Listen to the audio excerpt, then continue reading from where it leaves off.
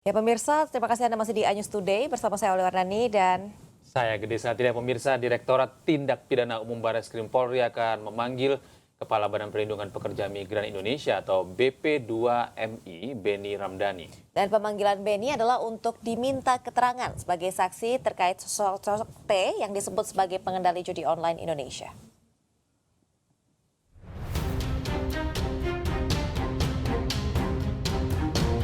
Direktorat Tindak Pidana Umum Barreskrim Polri akan memanggil Kepala Badan Perlindungan Pekerja Migran Indonesia, Beni Ramdhani, untuk dimintai keterangan sebagai saksi terkait sosok berinisial T yang disebut sebagai pengendali judi online Indonesia. Dalam pengakuannya, sosok inisial T sebagai pengendali judi online mengagetkan banyak pihak, mulai dari Presiden Joko Widodo serta Kapolri, Jenderal Listio Sigit Prabowo. Pemanggilan Beni Ramdhani dijadwalkan pada Senin 29 Juli mendatang.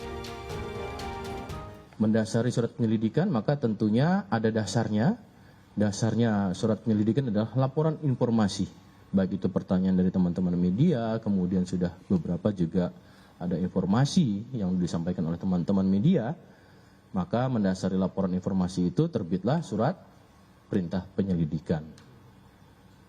Maka langkah-langkah Polri dalam hal ini oleh Barreskrim, Direktorat Tipidum akan melakukan langkah-langkah untuk memanggil, ya, dalam hal ini adalah terhadap saudara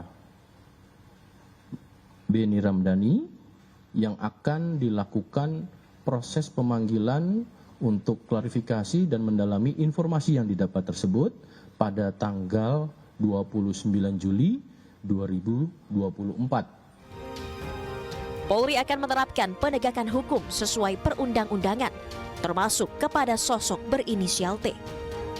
Dari Jakarta, Irfan Hardiansyah, Aris Setiawan, iNews melaporkan.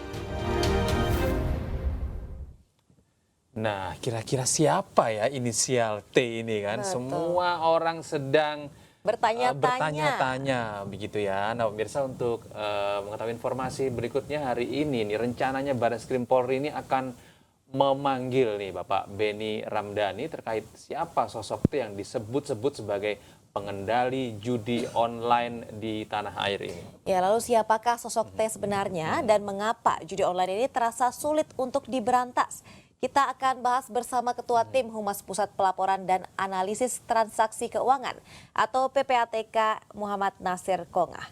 Selamat pagi Pak Nasir. Selamat pagi Pak Nasir. Pak Nasir, dengar suara kami? Iya, silakan di-unmute dulu Pak. Oh, selamat pagi Mbak Alia, Kang Gede. Iya, selamat pagi Pak Nasir. Terima kasih sudah meluangkan waktunya untuk kami di iNews Today, Pak Nasir. Ini kan sangat ramai sekali ya sebenarnya, siapa sih sosok T ini yang diduga ini terlibat jaringan pengendalian judi online di tanah air ini, dan konon kabarnya T ini merupakan salah satu tokoh yang untouchable, yang tidak tersentuh hukum dari dulu nih Pak. Tanggapan Anda seperti apa Pak Nasir? Kalau inisial itu dari A sampai Z di kita ada itu. Iya.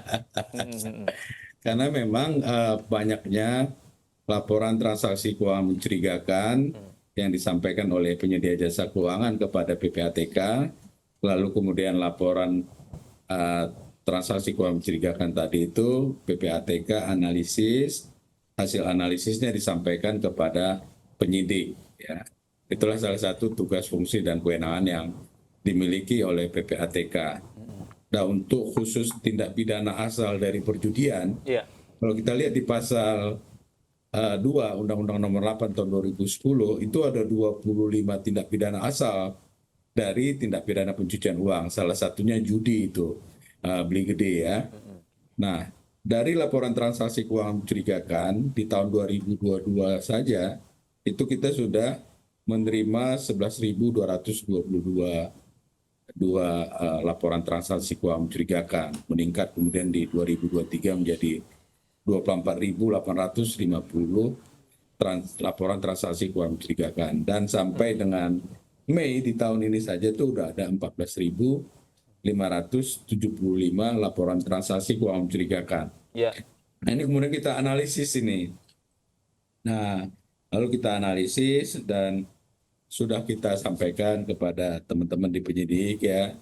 Itu dari total LTKM yang ada tadi itu 32,1% itu memang berasal dari perjudian, khususnya perjudian online ya. Ya.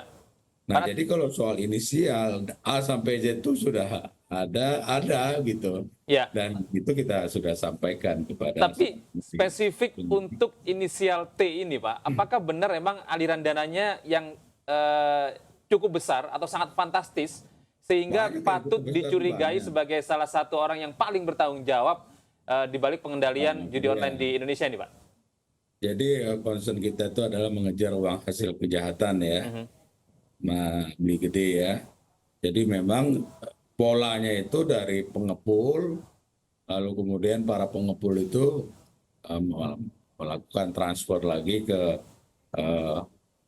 bandar-bandar yang agak besar, lebih besar, lalu ke yang besar seperti itu.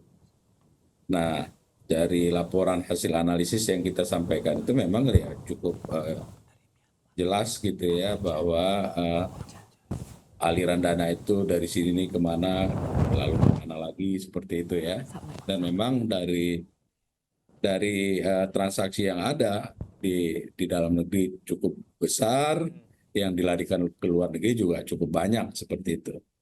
Jadi concern kita bukan pada nama ya, tapi pada uang hasil kejahatan, di mana di dalam hasil analisis itu ya tentu ada nama-nama gitu. Meskipun kalau kita lihat dari rekening penampung itu ya banyak digunakan rekening-rekening yang asli tapi palsu ya, di mana para pelaku itu membeli rekening-rekening tadi untuk dijadikan sebagai Tempat transit gitu, Pak. rekening tempat penampungan dari judi online. Begitu, beli gede. Baik Pak, lalu untuk ada juga pernyataan yang mengatakan ini pengadilan judi online ini sudah sampai beberapa negara di luar negeri termasuk Kamboja. Ini bagaimana nih Pak maksudnya dan apakah betul itu?